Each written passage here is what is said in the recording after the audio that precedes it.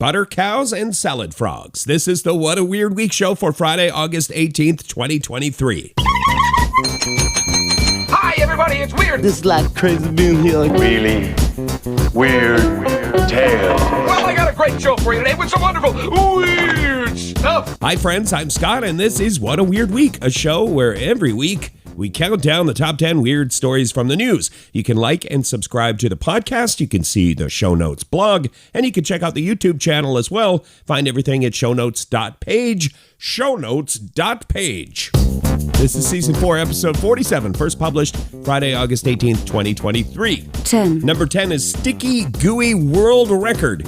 The other day on National S'mores Day, the folks at S'mores-a-Palooza were officially awarded a Guinness World Record for the most people s'moring at the same time. 891 people in Grapevine, Texas, put graham wafers, chocolate, and toasted marshmallows together to make this record.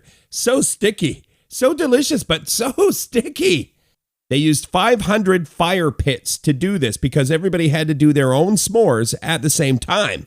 If you want to see more, check the show notes. If you want to see s'more, check the show notes. 9. Number 9 is the Canadian amateur safecracker and the 75-year-old safe. This bookstore in Baltimore had an old safe without a combination. They couldn't get into it, and of course they wanted to. If you have a 75-year-old safe and you don't want to get into that thing, you might be a psychopath. Consult your physician.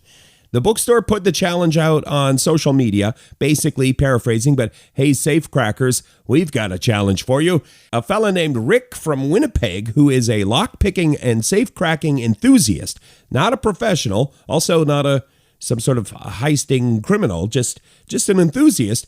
He did some crowdfunding and had enough money to travel to Baltimore within 3 or 4 days, so Rick got to go and try what a bunch of other safecrackers tried and failed at. And he got the safe open. The deal from the bookstore was you could split whatever was inside the safe. It was a 50-50 split. So he cracked the safe, he opened it up, and it turned out the only thing in there was a pay stub from the 1920s.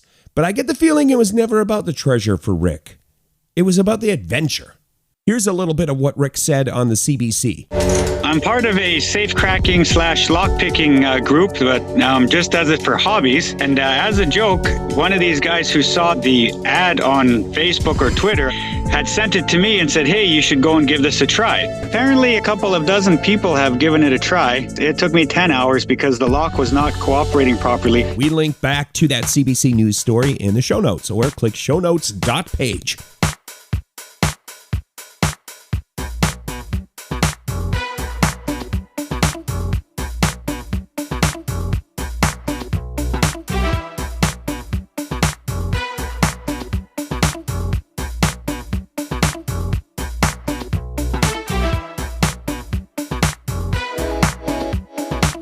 Every Friday, we do a countdown of the weird stuff from the news.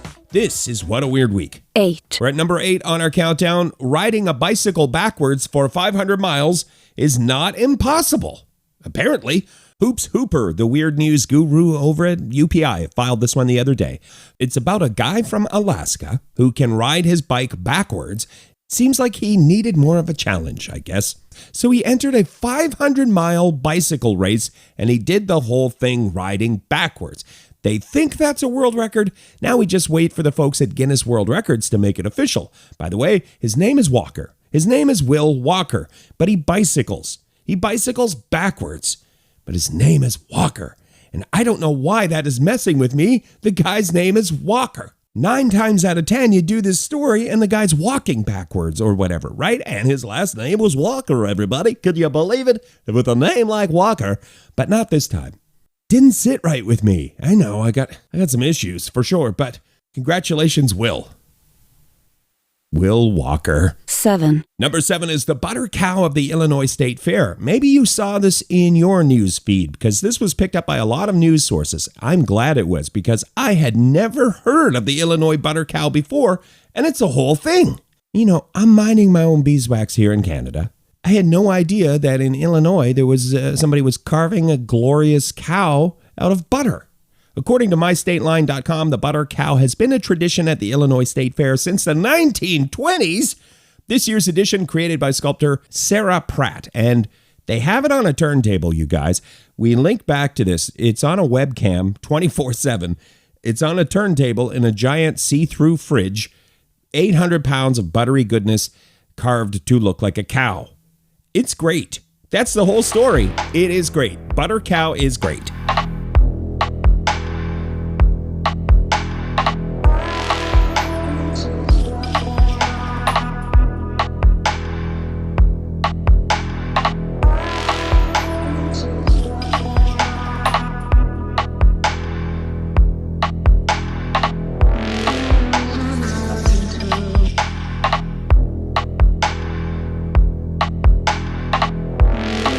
When weird happens, we're there. This is the What a Weird Week show. 6. We're at number 6 on our top 10 countdown of the weird news stories of the week. Number 6 is live frog in package of spinach. A lady in Detroit has been in the news after she bought a plastic container of spinach at the grocery store. And when she and her daughter opened it up, there was a live frog in there, you guys. It was in a sealed package of Earthbound Farm brand spinach. Amber Warwick is quoted as saying, "Thank God I didn't eat the frog." I believe the frog probably feels the same way, Amber. She took the package, frog and all, back to the grocery store. She got a refund. Also, the workers at the grocery store let the frog go, which apparently you're not supposed to do, because now they don't know if it was an invasive species or maybe some sort of magical frog, a prince who is under a spell. We may never get those answers now, but I'm glad that Amber got a refund, and I think the workers were working in good faith on that. I think that was just something you do, let the frog free. When somebody returns to your store with a live frog, and you're like, wow, what has this frog been through? This frog has earned its freedom. I imagine that would be my thought process. 5. Our number 5 story this week, the sock monkey world has a new champion. Illinois, with a second entry in this week's show. I don't think that's ever happened. The Sock Monkey Museum of Long Grove, Illinois has a world record-setting 2,098 sock monkeys, the biggest collection of handmade sock monkeys on planet Earth. They made news this week because of all of the sock monkeys. By the way, the article we linked to has some interesting history about sock monkeys and how they became popular as a kid's toy during the Great Depression. Sometimes you click that link and you learn stuff.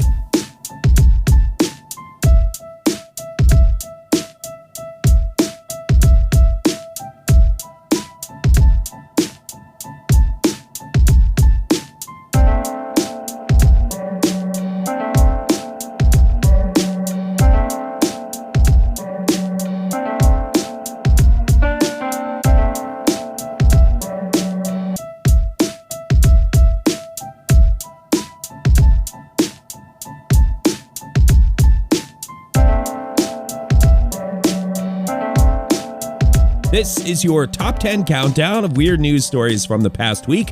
What a weird week. 4. Number 4 is I have had it with these bleeping snakes in this bleeping shopping cart. Someone found a snake in the shopping cart of a Target store in Sioux City, Iowa. It was a 6-foot-long boa constrictor. The investigation continues, but as of recording time, they're not sure how a boa constrictor ended up in a Target shopping cart. Target does not sell boa constrictors. Also, the snakes aren't native to Iowa, in case you didn't know. According to the Newsweek article, it would be illegal to have a boa within city limits. Animal control were called. No one was injured. The snake is in custody. He's not talking, though. 3. Number 3 in our countdown of weird news stories is Dunkin Booze. It's coming in September, you guys. This week, Dunkin', which I still call Dunkin' Donuts, by the way, announced that soon you'll be able to buy Dunkin' spiked iced coffees and iced teas with malt-based booze in them. Scheduled to come out early September, 8 flavors to choose from. Experts say they're going after twisted tea. For flavors and more details, you can see the link in the show notes or go Shownotes.page. Here in Canada, we don't have, or where I am anyway, we do not have the Dunkin'. We have the Tim Hortons. Do you think Tim Hortons is all over this?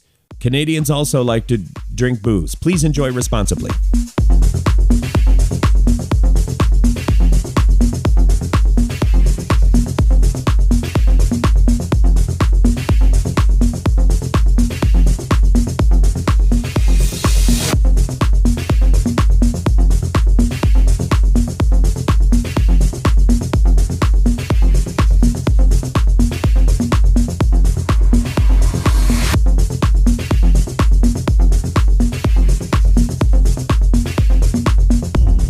let's get back into the weird. Number 2 on our top 10 of weird news is intoxicated tourists spend the night trapped in the Eiffel Tower. 2 American guys visited the Eiffel Tower Sunday night, and according to the authorities quoted in the CNN story, they were too drunk to find their way down. And somehow, they weren't detected there. They spent the night. They were found asleep by staff on Monday morning. Just to be clear, there are no overnight stays permitted at the Eiffel Tower. Those fellows were carted off by the authorities. Because of this incident, the Eiffel Tower was late opening on Monday. But because the fellows did no damage, and it seemed to be an honest mistake, albeit drunken mistake, the charges were dismissed. It seems, I'm not a business genius or whatever, but wouldn't people pay money to spend the night at the Eiffel Tower? I think they should look into that.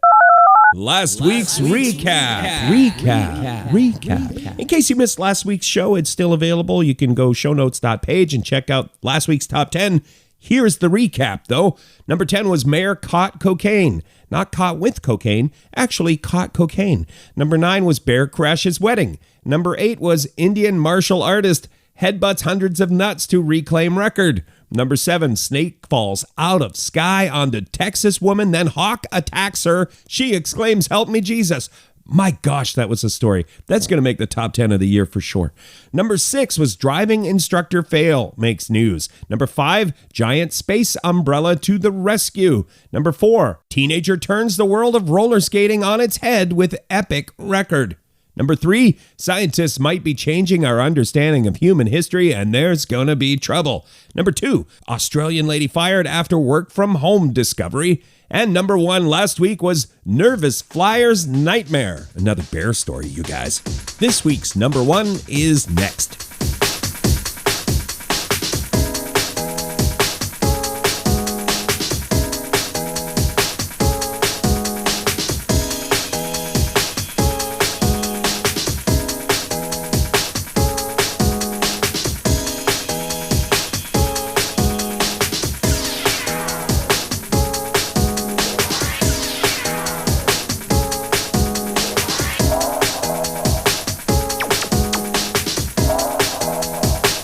Welcome back to What a Weird Week, where we count down the 10 weirdest news items of the week. We're at number 1. Eggo's Brunch in a Jar booze. In the news, Eggo's had booze nog out last year, which sold out.